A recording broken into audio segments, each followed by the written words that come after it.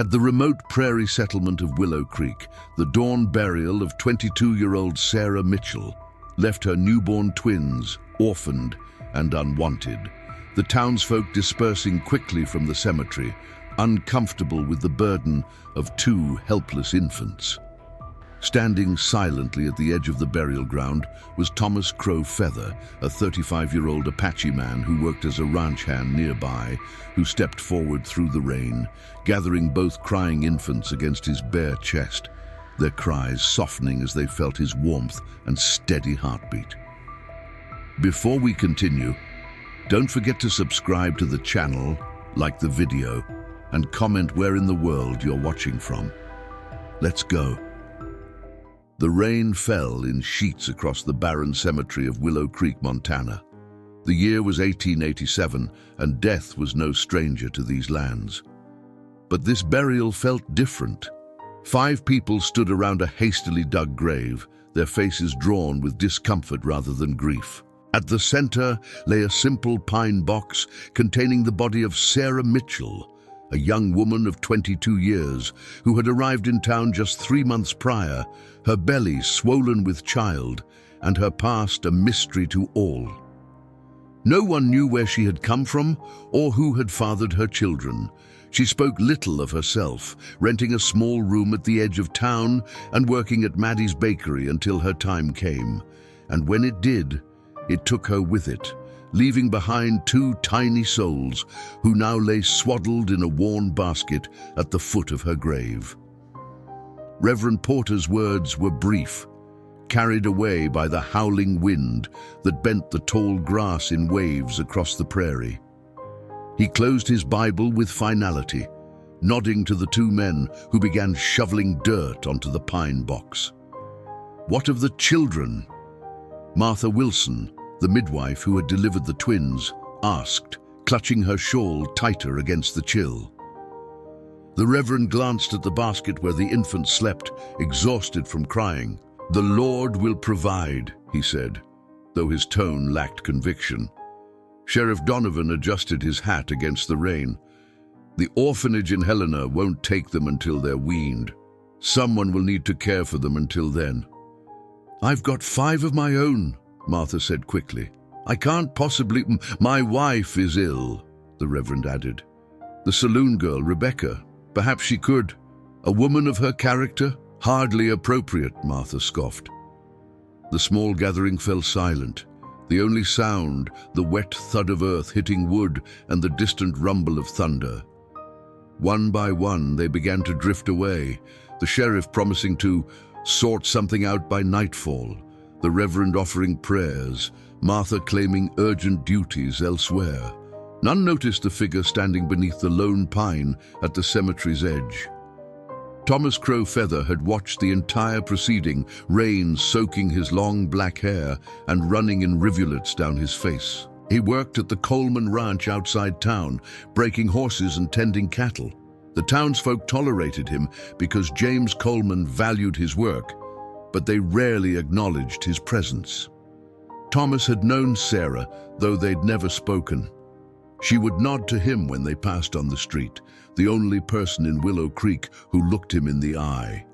Once, when a group of drunks had cornered him behind the general store, she'd appeared with a lantern, her pregnant form silhouetted against the night, causing the men to disperse rather than be identified. Now she was gone, and her children abandoned. As the last mourner disappeared down the muddy path, Thomas approached the grave. The basket sat unprotected in the rain, a thin blanket already soaked through.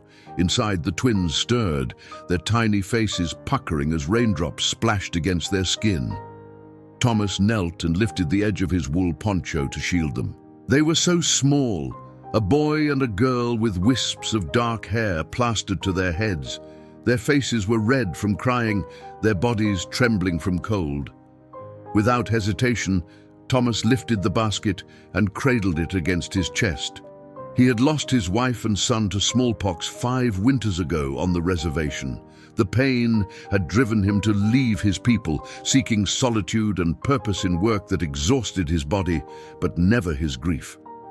Now, Looking down at these abandoned children, something stirred within him, a feeling long buried beneath scar tissue of loss. "You are not alone," he whispered in Apache, his voice barely audible above the rain. "I will not leave you." He turned and walked away from the cemetery, away from the town that had already forgotten the young mother and her unwanted children. The wind shifted, carrying his words across the prairie like a promise. In his small cabin on the edge of Coleman's property, Thomas placed the basket near the fire and gently unwrapped the sodden blankets. The twins whimpered, their tiny fists clenching and unclenching in distress. He had nothing to feed them, no knowledge of caring for infants so young, but he knew someone who might help. As night fell across the Montana landscape, Thomas wrapped the babies against his chest and mounted his horse. The old medicine woman, who lived by the river, would know what to do. She walked between two worlds, as he did, neither fully accepted by either. The rain had stopped, but the wind carried the scent of more to come. Thomas urged his horse forward, the twins secure against his heartbeat.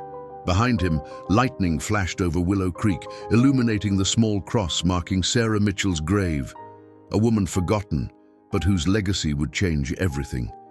Something new had begun this day.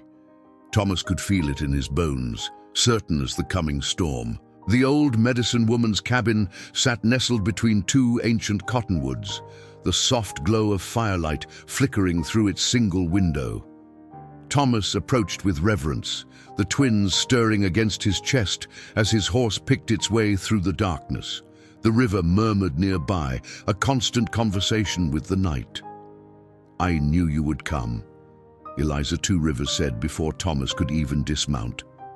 She stood in the doorway, her silver hair falling in a long braid over one shoulder, her face a map of years and wisdom.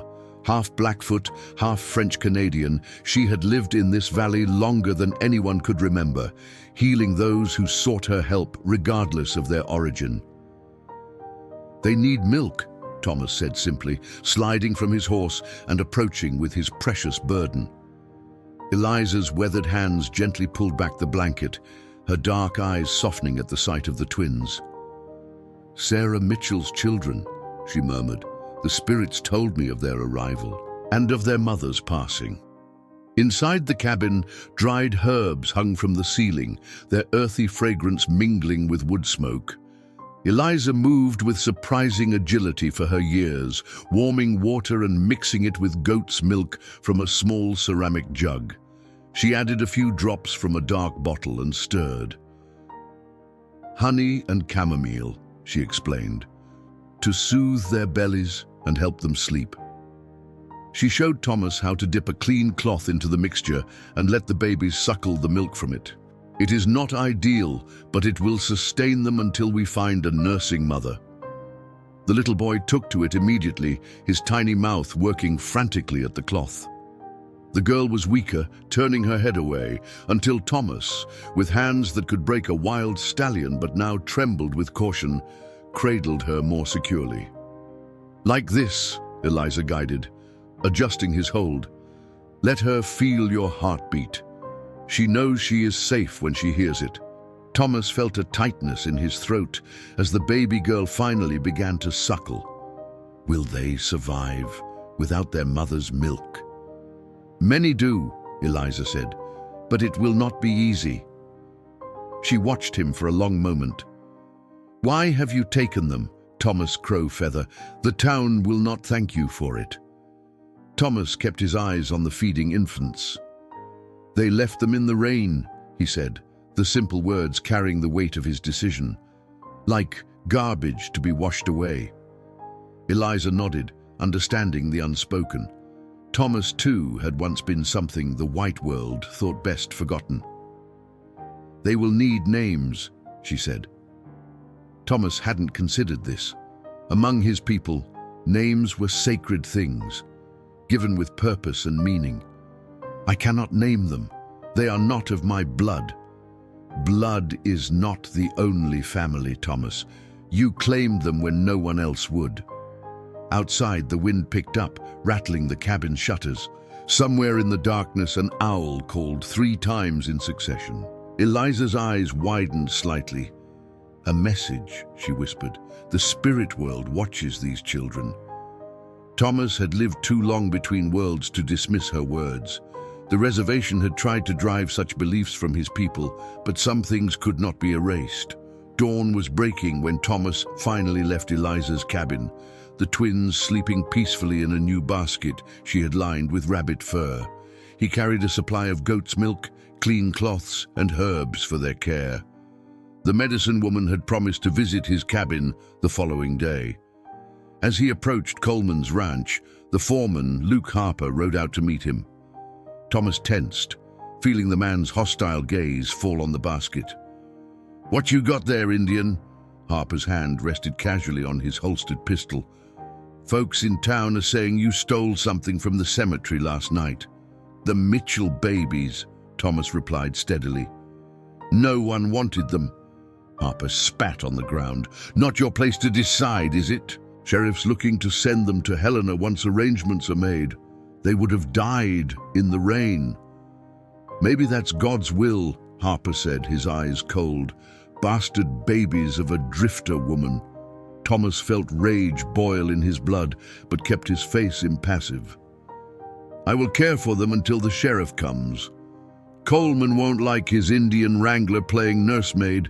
We got horses that need breaking." "I will do my work," Thomas said, his voice leaving no room for argument. He nudged his horse forward, forcing Harper to move aside or be brushed against. As he rode toward his cabin, Thomas could feel Harper's eyes boring into his back. The man would make trouble, that was certain. But for now, the twins were safe, fed and sheltered. In the basket, the little girl stirred, making a sound almost like a sigh. Thomas looked down at her tiny face, at the delicate fingers curling and uncurling in sleep, and knew with absolute certainty that he would die before letting anyone take these children from him. The thought should have frightened him. Instead, it filled the hollow space in his chest that had been empty for so long. Thomas's cabin was humble, a single room with a stone fireplace, a narrow bed, a table hewn from a split log, and 2 chairs rarely used. But as sunlight filtered through the single window, illuminating dust motes dancing in the air, it felt suddenly small for the life it now contained. The twins lay in their basket by the hearth, the girl waking with mewling cries that grew more insistent by the moment. Thomas, who had slept on the floor beside them, rose instantly, his body stiff from the hard boards, but his mind alert. "Shh, little one," he whispered, lifting her carefully. "Your brother still sleeps." He prepared the milk mixture as Eliza had shown him, his large hands working with surprising gentleness. The baby girl's cries subsided as she began to suckle the cloth, her dark eyes fixed on Thomas's face with a gaze that seemed to hold wisdom beyond her hours on Earth. "You need a name," he told her softly in Apache. "But what does one call a spirit who arrives in storm and sorrow?" A knock at the door startled him. Thomas tensed, instinctively positioning himself between the basket and the entrance. "Who's there?" "It's me, James Coleman." Thomas relaxed slightly. The ranch owner was a fair man, hard but honest in his dealings.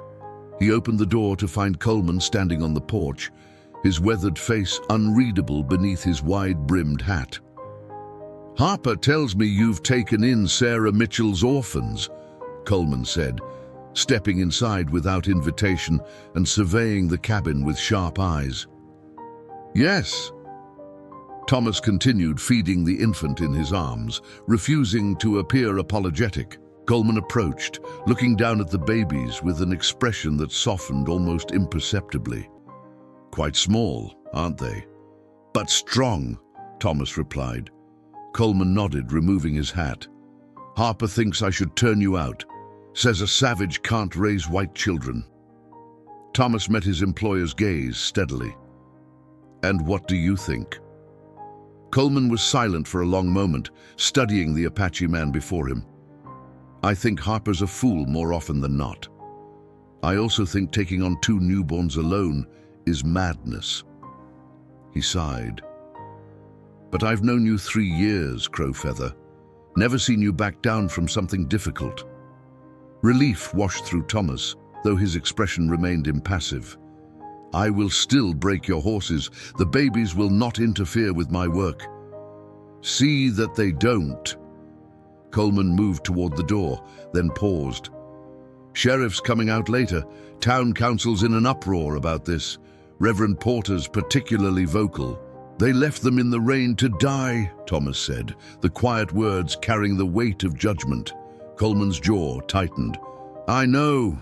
My wife was disappointed in the town's response." He placed his hat back on his head. "Margaret will be by later with some things for the little ones. We lost 3 babies before they took their first breath. She still keeps the things she made for them." After Coleman left, Thomas sat by the fire, the gravity of his situation settling over him like a heavy cloak. The town would fight him on this. He had no illusions about that. White children belonged with white families, according to their thinking.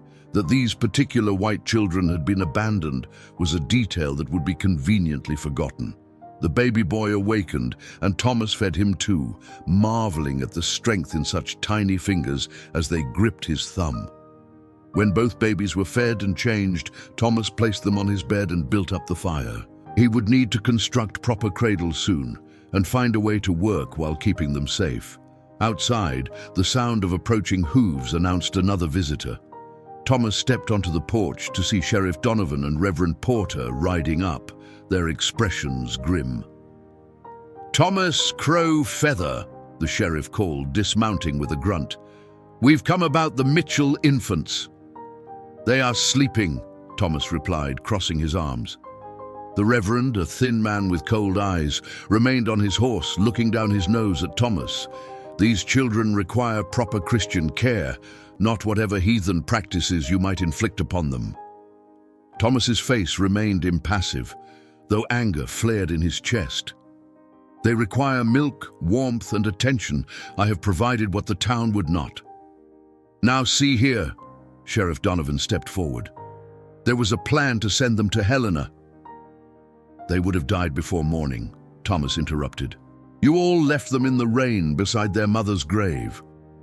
The accusation hung in the air, undeniable. The sheriff had the grace to look uncomfortable. "That was unfortunate, but arrangements have now been made. The stagecoach leaves for Helena tomorrow. The Sisters of Charity will take them." "No." The word was quiet but firm as granite. "This isn't a request, Indian," the Reverend snapped. "The town council has decided." "I did not know your town council had authority over me or these children," Thomas replied. "I work for James Coleman, not Willow Creek. This cabin stands on his property." The sheriff's hand moved unconsciously toward his gun. "Don't make this difficult. Those are white children." "They are children who were abandoned," Thomas said. "I claimed them when no one else would.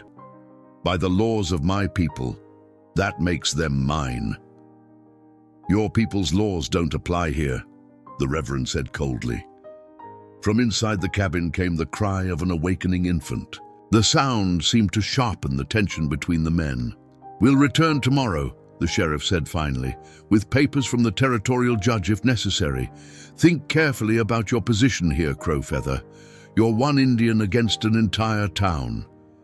As they rode away, Thomas remained on the porch, his heart pounding despite his outward calm. He had expected resistance, but not so soon or so forcefully. Inside, both babies were crying now. He went to them, lifting one in each arm and holding them against his chest where they could feel his heartbeat. Gradually, their cries subsided.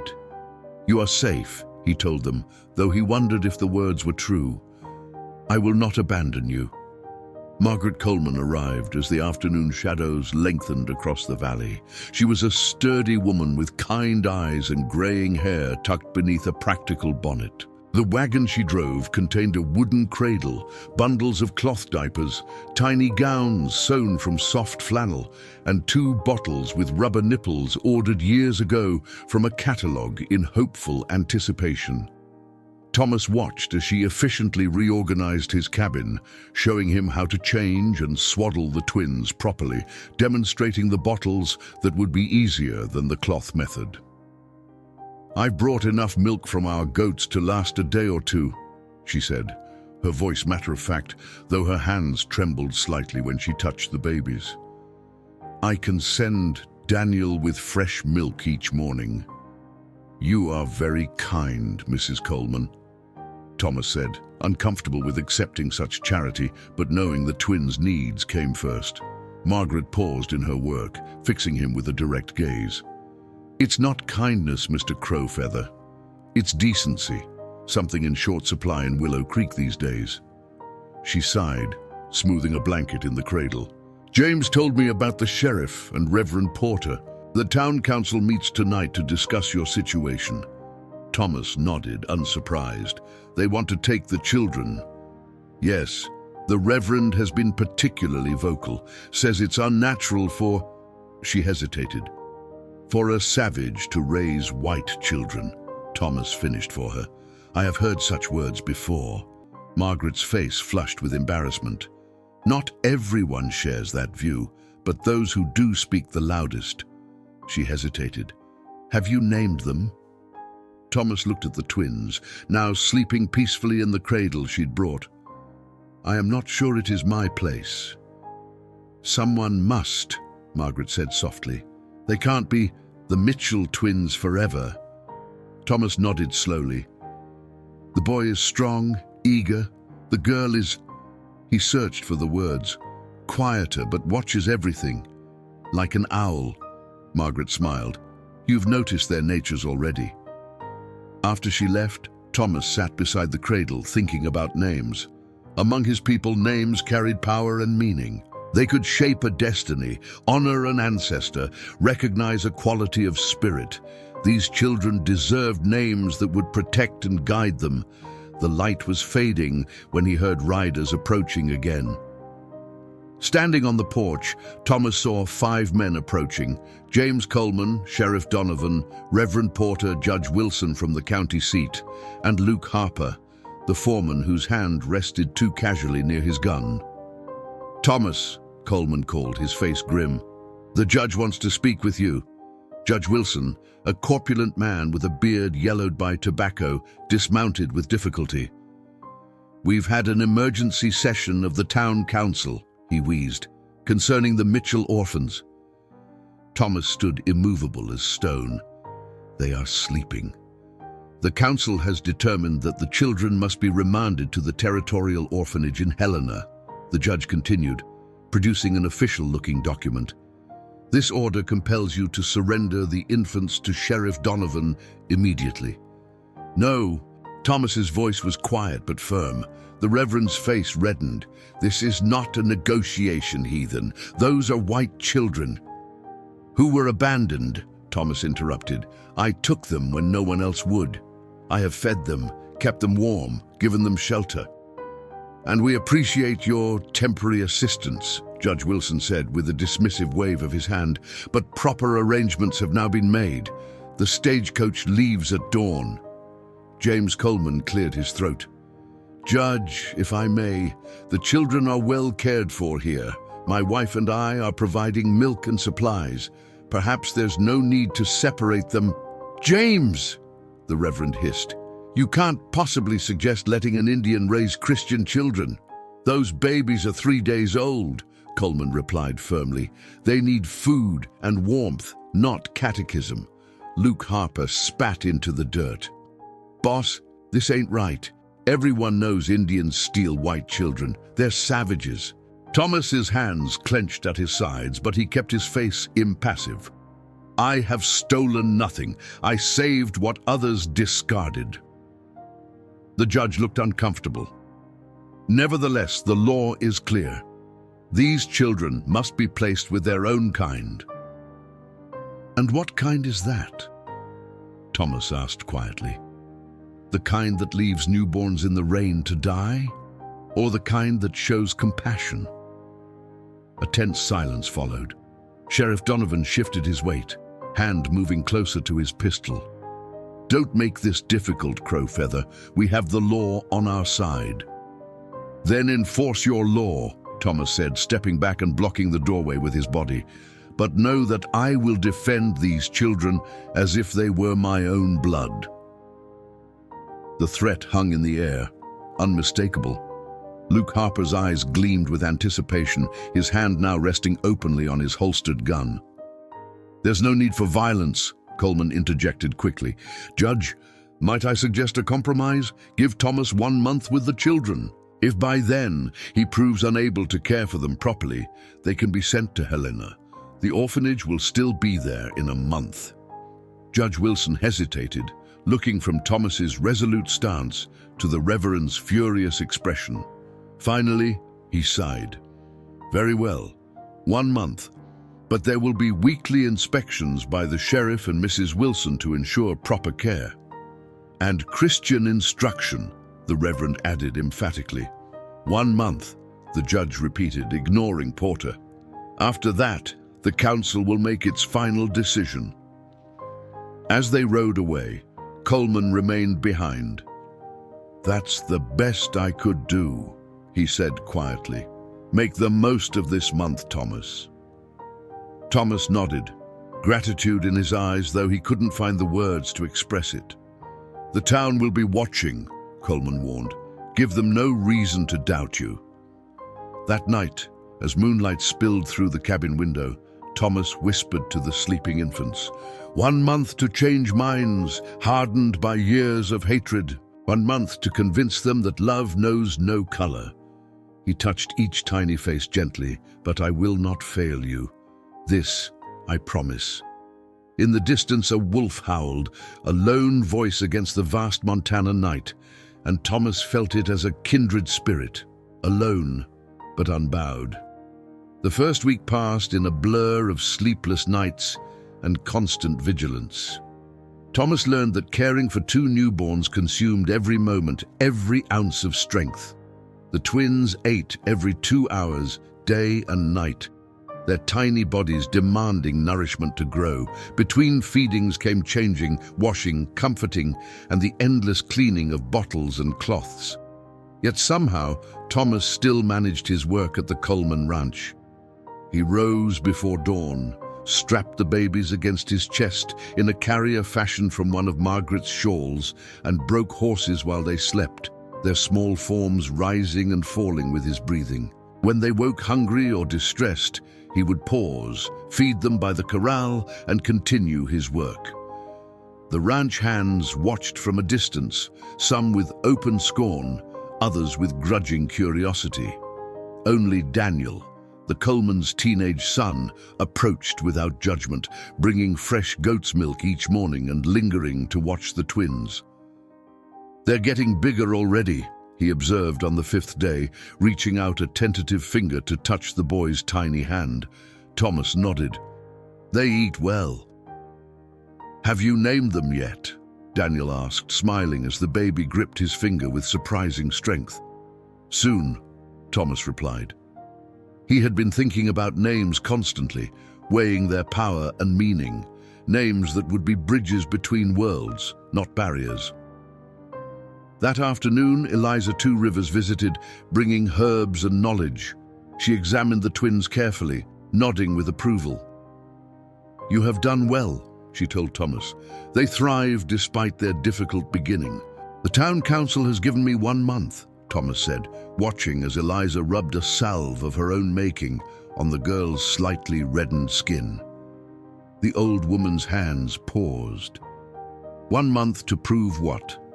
That love has no color, that a man who tends wounded animals and gentles wild horses can care for human babies.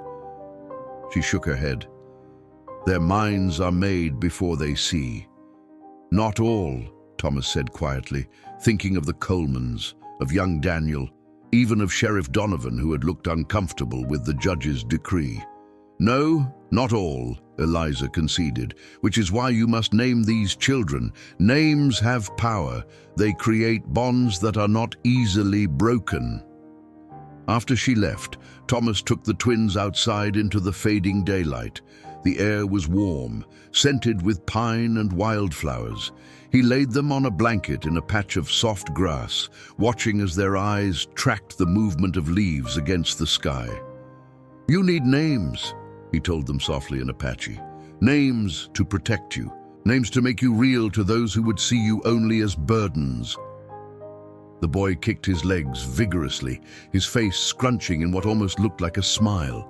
Thomas touched his cheek gently. "You fight already. A warrior's spirit." He thought of his own father, a man of quiet strength and unfailing honor. "I will call you Benjamin." It was a name that could walk in both worlds, respectable to white ears but carrying the spirit of his father. The girl watched Thomas with solemn dark eyes that seemed to hold wisdom beyond her days.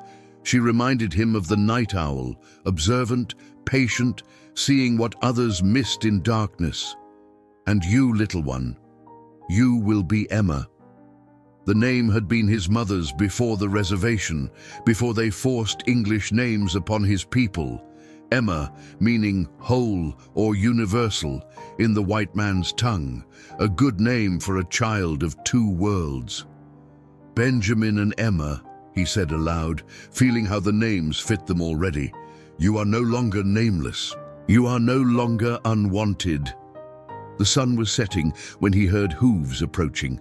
Sheriff Donovan and Martha Wilson, the midwife who had helped birth the twins but refused to care for them afterward. The first inspection. Martha bustled into the cabin with an air of authority, her eyes critical as she examined every corner. "It's cleaner than I expected," she admitted grudgingly, lifting the twins one by one, checking their skin, their eyes, the softness of their fontanelles. "They seem well enough fed." Sheriff Donovan stood awkwardly by the door, hat in hands. "You've named them, I hear." Thomas looked at him in surprise. "Daniel Coleman mentioned it in town," the sheriff explained. "Said you were calling them Benjamin and Emma." "Yes," Thomas affirmed. "Good names." Martha sniffed disapprovingly. "Sarah Mitchell wasn't married. These children have no rightful claim to any name but hers." "They have the names I've given them," Thomas said firmly. "Benjamin and Emma Crow Feather." The sheriff's eyebrows rose. "You're giving them your name?" "They have no other." Martha placed Emma back in the cradle with less gentleness than Thomas would have liked. "It's not proper. The council gave me 1 month," Thomas interrupted. "I am caring for them as if they were my own. They will have my name until the council decides otherwise." After they left, Thomas sat by the cradle watching the twins sleep. He had crossed a line by claiming them so publicly, by giving them his name. The town's resistance would only harden now, but looking at their peaceful faces, he felt no regret. In 1 week, these tiny beings had reshaped his world completely. The emptiness that had haunted him since losing his wife and son had not vanished, but alongside it now grew something new: purpose, connection, hope. When he finally slept that night, he dreamed not of his past losses, but of future possibilities. Benjamin strong and tall, Emma wise and fearless, both of them walking a path between worlds with the strength to face whatever came. He awoke to their hungry cries and rose without hesitation, his body tired, but his spirit more alive than it had been in years. The second week brought both unexpected allies and deepening hostility. Word had spread through Willow Creek about the Apache man raising the white orphans, and opinions hardened on both sides. Some, like Martha Wilson and Reverend Porter, spoke openly about the unnatural arrangement and the need to rescue the children from heathen influence. Others, impressed by Thomas's dedication, began to question whether the twins might be better off with him than in an overcrowded orphanage. Rebecca Davis, the saloon girl who had been deemed too improper to care for the babies, appeared at Thomas's cabin one afternoon carrying a basket filled with baby clothes. "They were my sisters," she explained, her eyes downcast as if expecting rejection. "Before the consumption took her and her husband, I've kept them all these years, thinking maybe someday." She trailed off, then looked up with sudden defiance.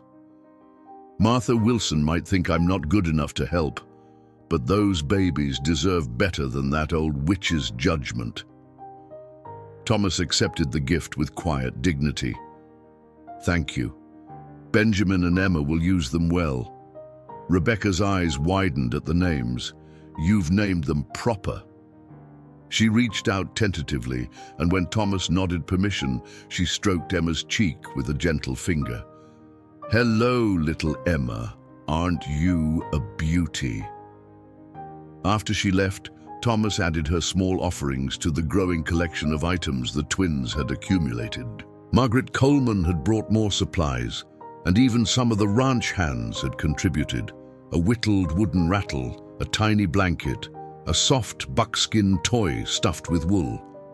It was as if the twins were weaving a web of connection around them, drawing together people who might otherwise never have spoken to each other.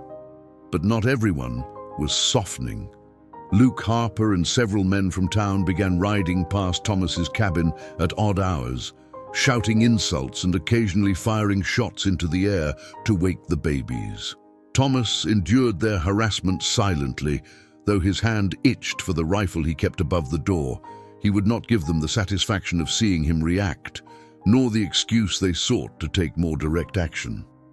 3 days after Rebecca's visit, Thomas was working in the corral when he noticed a group of men gathered near the edge of Coleman's property.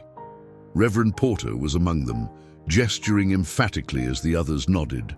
Thomas couldn't hear their words, but their intent was clear in their postures, their furtive glances toward his cabin. That night, he moved the cradle away from the window and kept his rifle closer at hand. The following Sunday, Thomas was feeding the twins their morning bottle when a knock came at the door. He opened it to find Sheriff Donovan looking uncomfortable and James Coleman standing grimly beside him.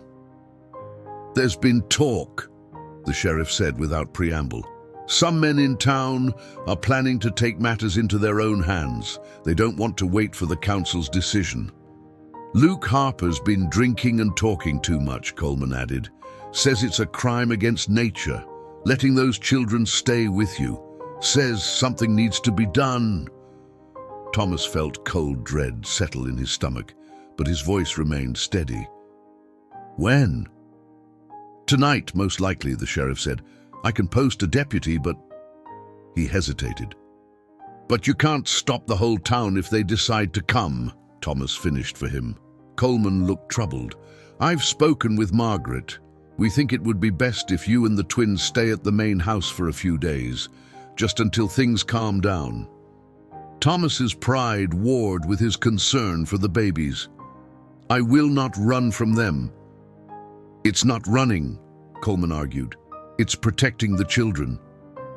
"They want me to give up," Thomas said, "to prove I am unfit." Sheriff Donovan shifted uncomfortably. "The council meeting is in 2 weeks. If you can just keep peace until then—" "I have done nothing to break the peace," Thomas interrupted. "I have cared for children no one wanted. I have worked my hours at the ranch. I have endured insults and threats without complaint. What more must I do to prove myself worthy in their eyes?" The question hung in the air, unanswerable. All 3 men knew that for some in Willow Creek, nothing Thomas did would ever be enough. The color of his skin and the history of his people had already determined their judgment. Coleman sighed. At least send the babies to the main house with Margaret. They'd be safer there. Thomas looked down at Benjamin and Emma, now 3 weeks old and beginning to focus their eyes to show the first hints of personality beyond basic needs. The thought of being separated from them, even temporarily, made his chest tighten. But their safety had to come first. "I will consider it," he said finally. After the men left, Thomas held the twins close, one in each arm, their small bodies warm and trusting against his chest. In just 3 weeks, they had become his entire world. The thought of losing them, to the orphanage, to the town's hatred, to any force that might tear them away, was unbearable. "I promise to protect you," he whispered, "even if it means letting you go for a little while." As twilight settled over the valley, Thomas wrapped Benjamin and Emma in their warmest blankets. His movements were deliberate, almost ceremonial, as he packed a small bundle with clean clothes, bottles, and the special salve Eliza had made for Emma's occasional rash.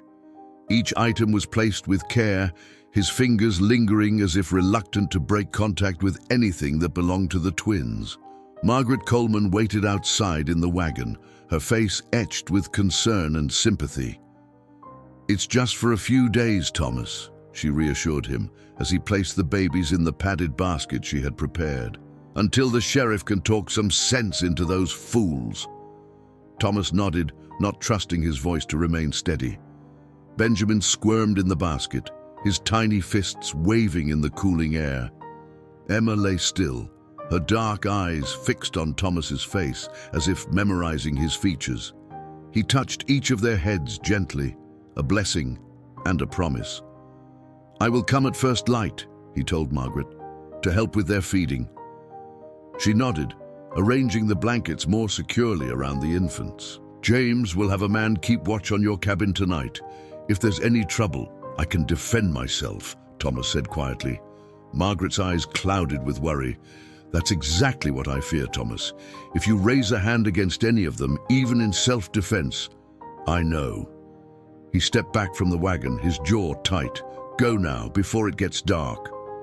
As the wagon pulled away, Thomas felt a hollowness expand in his chest, the same emptiness that had consumed him after losing his wife and son. Returning to the cabin, he was struck by the silence. No hungry cries, no rustling movements from the cradle, no need to prepare bottles or change diapers, just silence and the fading light. He built the fire higher than usual, wanting the cabin to appear occupied, then sat by the window with his rifle across his knees. The waiting was familiar. He had stood watch many nights on the reservation when tensions with soldiers or settlers threatened to erupt into violence, but this time he was alone. The moon was high when he heard them coming, several horses approaching without attempt at stealth, voices carried through the night air, emboldened by whiskey and hatred. "Time to teach that Indian what happens when he gets above himself. The Reverend says it's God's will to protect those white children." Thomas recognized Luke Harper's voice among them, the loudest and most determined. He remained perfectly still, watching as 5 men dismounted and approached the cabin. 4 carried rifles. Harper held a flaming torch. "Crow Feather, come out and face us like a man!" Harper shouted, waving the torch. "Or are you a coward hiding behind those stolen babies?" Thomas said nothing, watching as they circled the cabin. One peered through the window but couldn't see past the firelight's glare. "Maybe he's run off," one of the others suggested, "taken those babies into the hills." "Nah, his horse is still here," Harper replied. "He's in there just hiding like the coward he is." He strode forward, holding the torch near the cabin wall. "Maybe we need to smoke him out." Thomas tightened his grip on the rifle.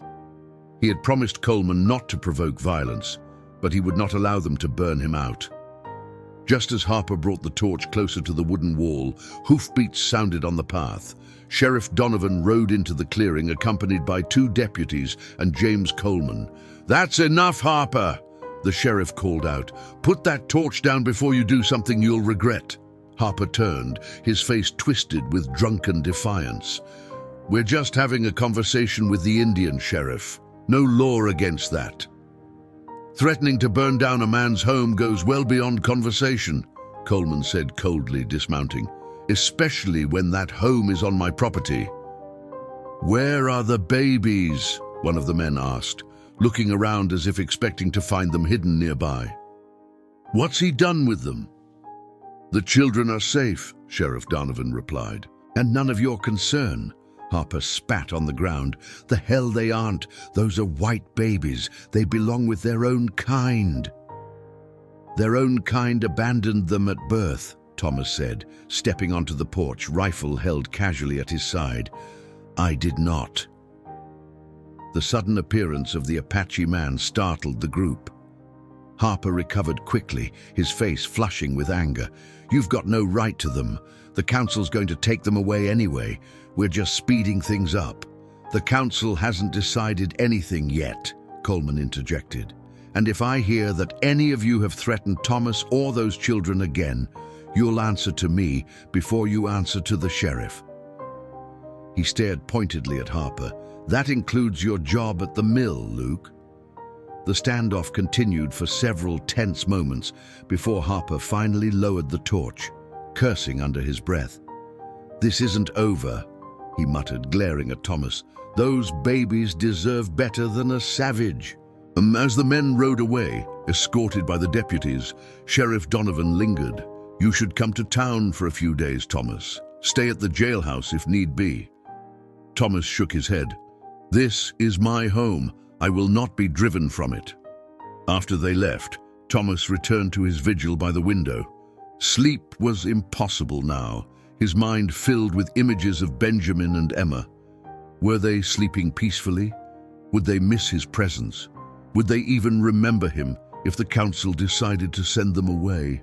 The thought cut deeper than any threat Harper and his men could make. Dawn was breaking when Thomas heard a single rider approaching. He tensed, raising his rifle, then lowered it as he recognized young Daniel Coleman. "Ma sent me," the boy explained, slightly breathless. "The babies won't stop crying. Pa says they miss you." Thomas felt a surge of emotion so powerful it nearly brought him to his knees. "I will come," he said, already reaching for his coat. At the Coleman ranch, Margaret met him at the door, her face lined with exhaustion. "They've cried all night," she said, leading him to the nursery where both twins lay red-faced and wailing in a large bassinet. "I've fed them, changed them, walked with them, but nothing helps." Thomas approached the bassinet, and the moment he spoke, a soft word in Apache, both babies turned toward his voice. Their cries subsided as he lifted them, one in each arm, and held them against his chest. "They know you," Margaret whispered, watching in amazement as the twins settled immediately. "They know your voice, your scent." Thomas felt their tiny hearts beating against him, their breath warm on his neck. "And I know theirs," he said quietly. Margaret wiped a tear from her eye. "I've spoken with James. We think you should all stay here until the council meeting. The main house is safer, and clearly the babies need you." Thomas looked down at Benjamin and Emma, now peaceful in his arms. "Thank you," he said simply. That night, as he sat in a rocking chair in the Coleman's guest room, the twins sleeping soundly in his arms, Thomas allowed himself to hope. For the first time since taking in the orphans, he dared to imagine a future where they remained together, not just for a month, but for years. Benjamin growing tall and strong, learning to ride and track. Emma with her watchful eyes, absorbing knowledge from two worlds. It was a fragile hope, easily crushed by reality. But as the baby's breath synchronized with his own, Thomas held it close, like a small flame that might, with care and protection, grow into something bright enough to dispel even the darkest hatred. The days at the Coleman ranch passed with an unexpected rhythm. Thomas slept on a cot in the nursery, rising at dawn to help with the morning chores before tending to the twins. During the day, he continued breaking horses, with Margaret watching over Benjamin and Emma nearby, under the shade of an old oak tree. The arrangement allowed Thomas to fulfill his obligations to Coleman while keeping the babies within sight. Word spread throughout Willow Creek about the standoff at Thomas's cabin, dividing the town even further. Some condemned Harper's actions as drunken recklessness. Others quietly supported his intentions, if not his methods. The Reverend preached a sermon on the sacred duty to protect the innocent from corrupting influences, never mentioning Thomas by name but leaving no doubt as to his meaning. Meanwhile, Benjamin and Emma thrived. At nearly a month old, they had begun to show distinct personalities. Benjamin was active and demanding, his hunger always urgent, his cries powerful until satisfied. Emma watched the world with thoughtful eyes, patient until her needs became too pressing to ignore. Both responded instantly to Thomas's voice, turning toward him whenever he spoke, calming when he held them.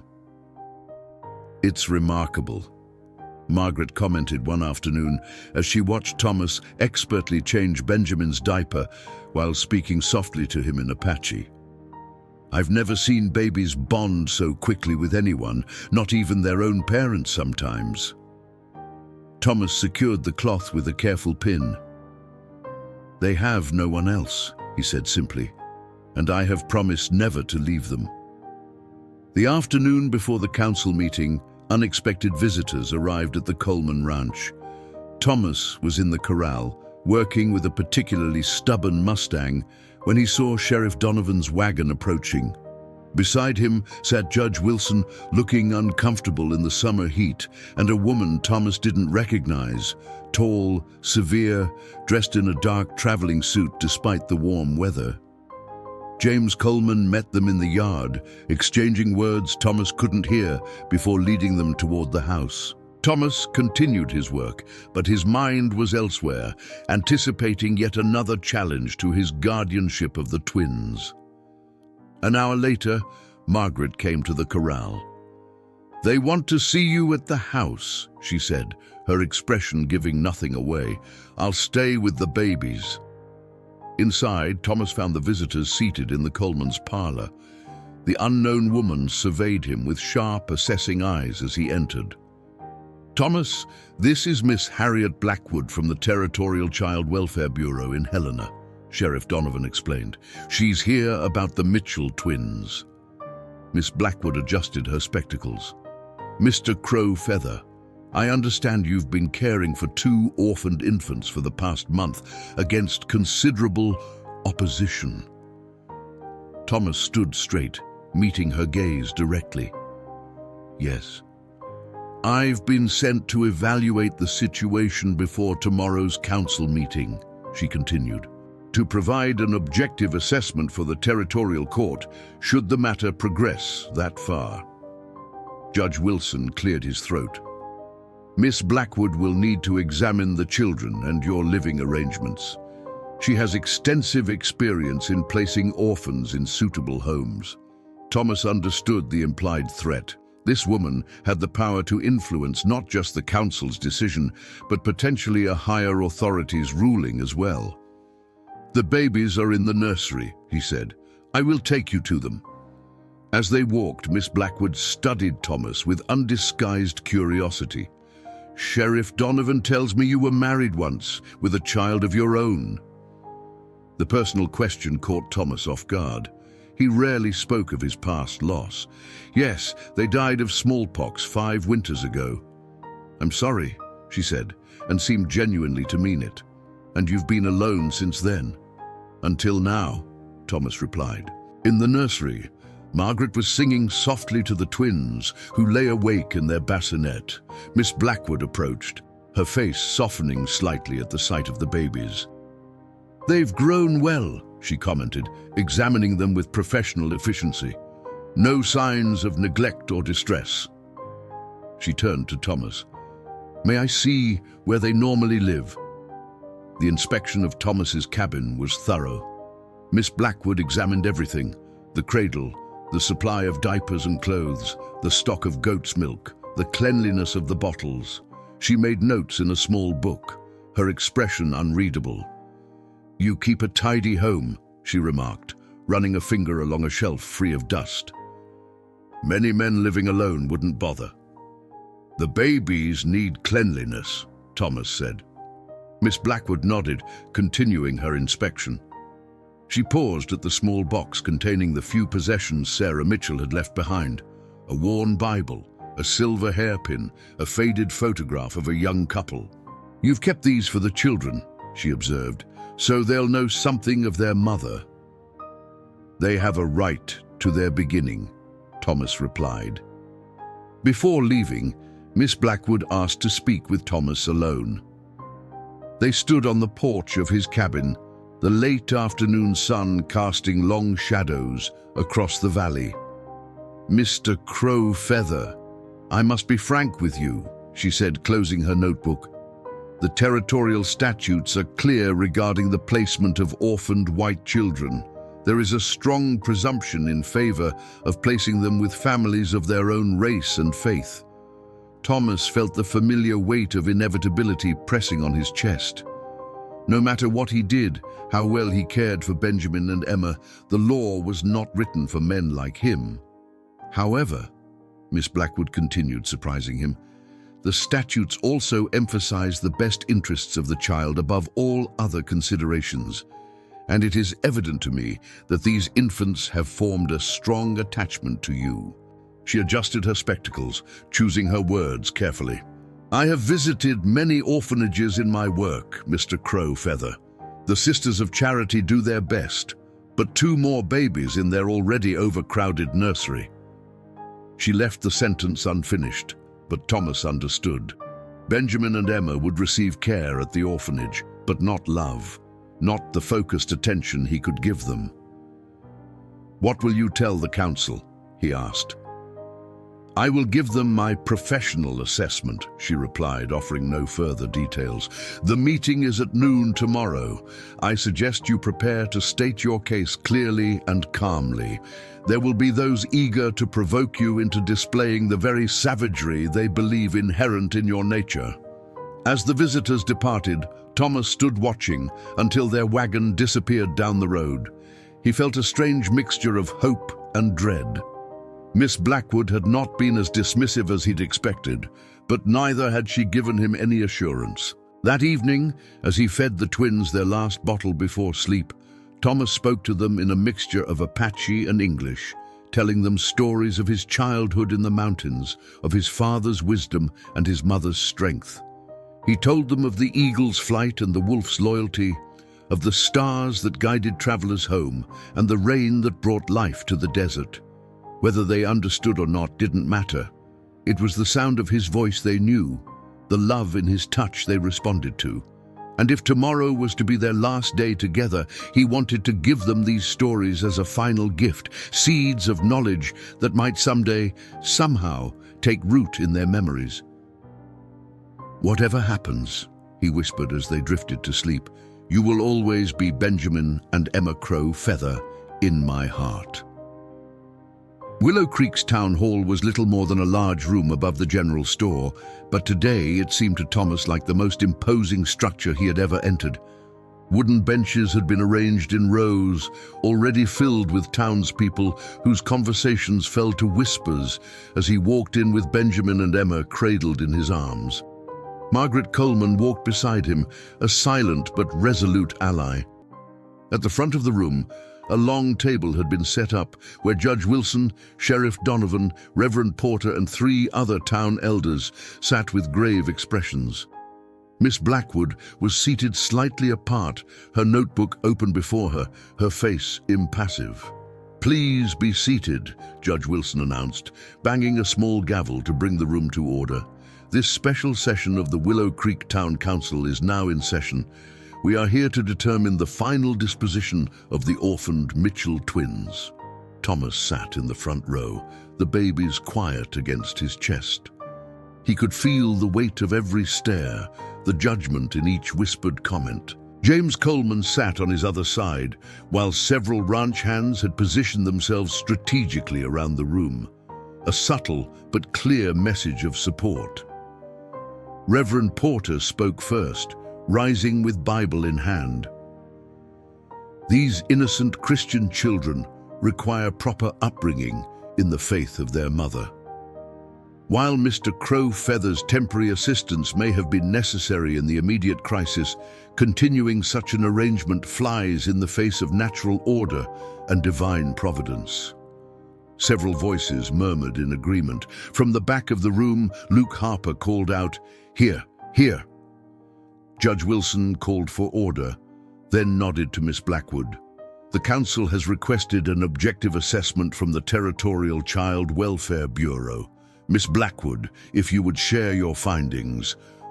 The room fell silent as Miss Blackwood rose, adjusting her spectacles with one finger. "I have conducted a thorough evaluation of the situation, including inspection of Mr. Crowfeather's living arrangements, observation of his interactions with the infants, and consideration of alternative placements." She consulted her notes, though Thomas suspected she knew every word by heart. "Benjamin and Emma Mitchell." "Crowfeather," Thomas corrected quietly. The room erupted in murmurs. Miss Blackwood paused, then continued, "The infants appear healthy, well-nourished, and properly cared for. Mr. Crowfeather has demonstrated adequate knowledge of infant care and has secured appropriate supplies and support." She turned a page. "I have also reviewed the capacity of the Helena Orphanage, which is currently housing 37 children under the age of 5, with only 4 matrons to attend them." Reverend Porter shifted uncomfortably. "The spiritual welfare of these children is certainly important," Miss Blackwood interrupted smoothly, "but not at the expense of their physical and emotional needs. In my professional assessment, Benjamin and Emma have formed a significant attachment to Mr. Crowfeather. Separating them at this critical stage of development could have lasting negative consequences." A murmur ran through the crowd, surprise from some, outrage from others. Thomas kept his eyes on the twins, afraid to hope, yet unable to stop himself. Martha Wilson stood from her seat. "It's unnatural. A man cannot provide what these babies need, especially not a man of his background." "And what background is that, Martha?" Margaret Coleman asked sharply, rising to her feet. "Thomas Crowfeather has worked for my husband for 3 years. He's honest, hard-working, and has shown more Christian charity toward these orphans than anyone else in this town, including those who claim to follow Christ's teachings most fervently." Luke Harper pushed to his feet. "This ain't about charity. It's about what's right. Those are white children. Those are children who were abandoned." Rebecca Davis called from the back, her voice clear despite her nervousness at speaking publicly. "I was there that day. Everyone left them in the rain. Everyone except Thomas." The room descended into chaos, voices shouting over each other, accusations flying. Through it all, Thomas remained still, shielding the babies from the noise and anger swirling around them.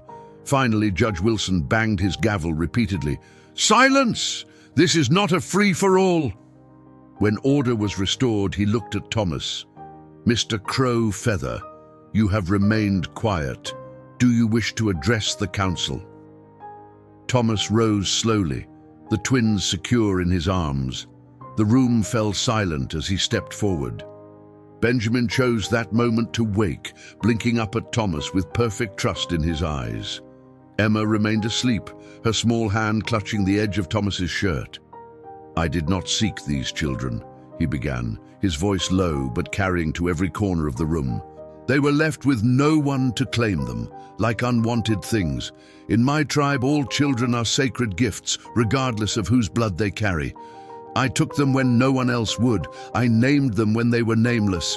I have fed them, kept them warm, learned their cries and comforts." He looked around the room, meeting hostile gazes and supportive ones with the same steady dignity. "You ask if I am fit to raise them. I ask you, is any man or woman truly ready for such a task? We all learn as we go.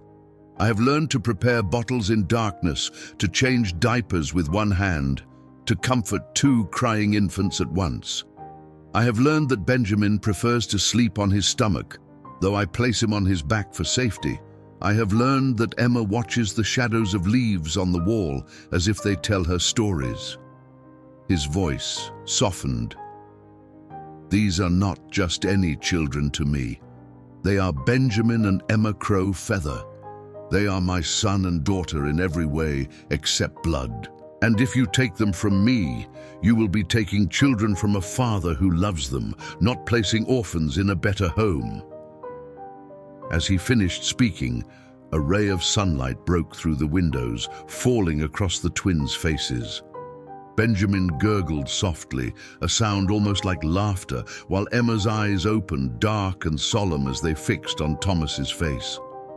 The timing seemed almost orchestrated, a perfect tableau that no one in the room could look away from. Silence held the room captive after Thomas finished speaking. Even those most opposed to him seemed momentarily unable to find their voices in the face of such simple, undeniable truth. Judge Wilson cleared his throat, exchanging glances with the other council members. "The council will deliberate in private," he announced. "Please clear the room." As the townspeople filed out, Thomas stood in the sunshine outside, the twins cradled against him. He was aware of the small crowd that had gathered, some staring with open hostility, others offering tentative smiles of support. Rebecca Davis approached, gently touching Emma's cheek. "Whatever they decide, those babies know who loves them," she said softly. "That's worth something." The Colemans stood nearby, a solid presence of support. Margaret squeezed Thomas's arm. "You spoke well, Thomas, from the heart." Luke Harper watched from across the street, his face dark with anger. He made as if to approach, but several of Coleman's ranch hands casually moved to intercept, and he thought better of it. The wait seemed endless. Thomas paced slowly, humming an old Apache lullaby as the twins dozed against him. The sun had begun its descent toward the western mountains when Sheriff Donovan finally appeared at the town hall door. "They're ready," he announced. The room felt more crowded than before as everyone pressed back inside. Thomas returned to his place in the front, his heart pounding, but his face betraying nothing. The judge and council members looked solemn, their expressions giving no hint of their decision.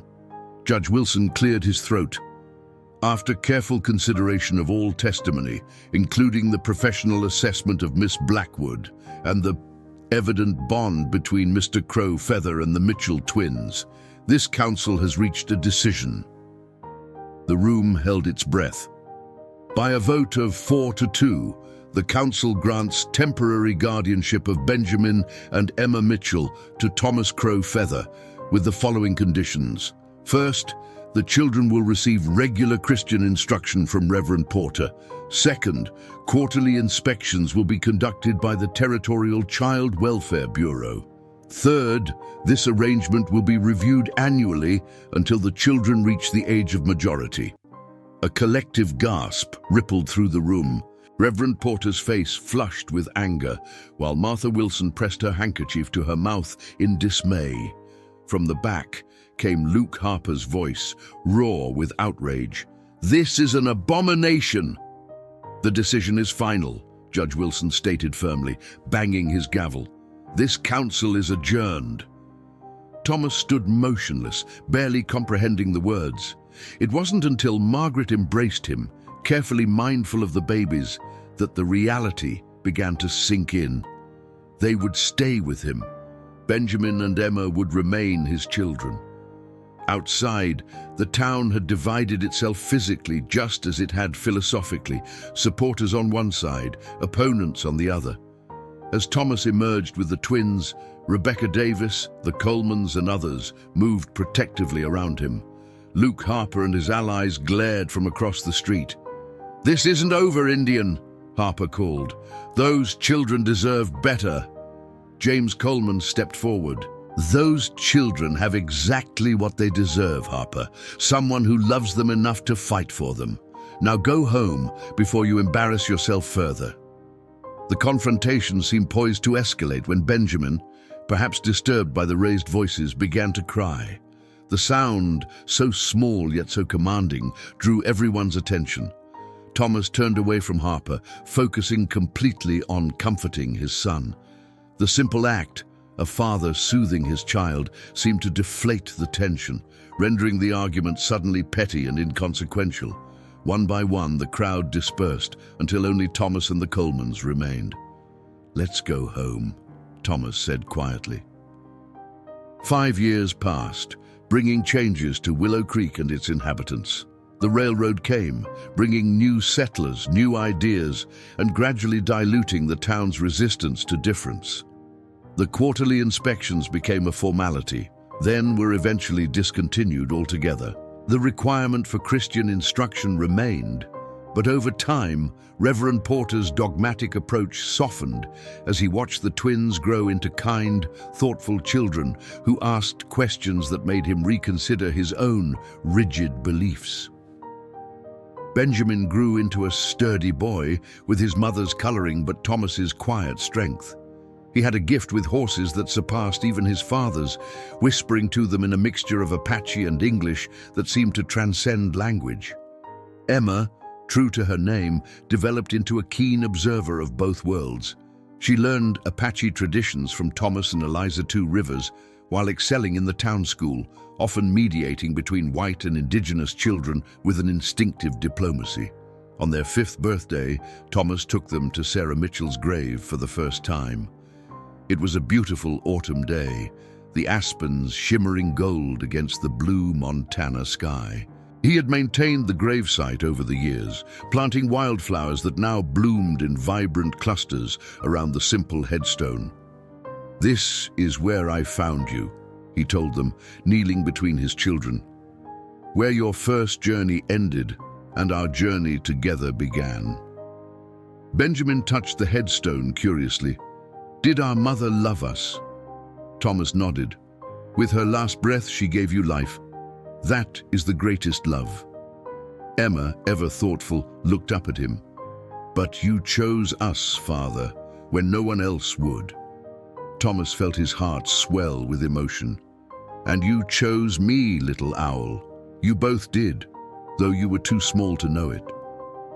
They placed flowers on the grave together, 3 figures outlined against the vast Montana landscape, a family forged not by blood, but by love, by choice, by the courage to stand firm when the winds of prejudice blew strongest. And as they walked home hand in hand, Thomas Crowfeather knew with absolute certainty that some bonds transcend all boundaries, of race, of custom, of time itself. The twins had come to him as abandoned orphans, unwanted and unnamed. But destiny had recognized what the town could not, that sometimes family is found in the most unexpected places, and love sees with clearer eyes than fear ever could.